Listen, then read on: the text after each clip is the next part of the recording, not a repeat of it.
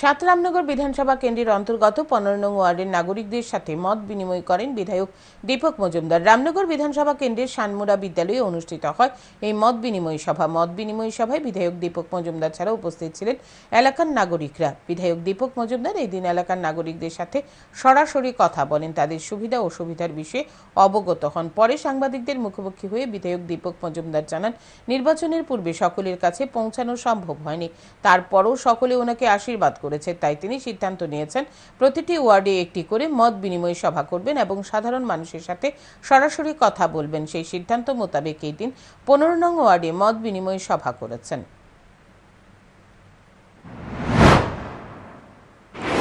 আমি চেষ্টা করব এই এলাকার যত সমস্যা সেগুলি যতটা দ্রুত সম্ভব সমাধান করা, মানুষের সঙ্গে কথা বলে এবং মেয়র হিসেবেও কোনো রকমের সুযোগ সুবিধা নাগরিক পরিষেবা যাতে এই এলাকার সুন্দরভাবে পৌঁছতে পারে প্রত্যেকটি নাগরিকের কাছে, সেই উদ্দেশ্যে আজকের মত বিনিময় সভা। এটা এই রামনগর বিধানসভা যেটা প্রথম হয়েছে, আজকে 15 মধ্যে শুরু করেছি। আমাদের বিশ্বাস থাকবে এবং প্রত্যাশা থাকবে এটা সফল হবে, মানুষের সঙ্গে সরাসরি আমি যোগাযোগ করতে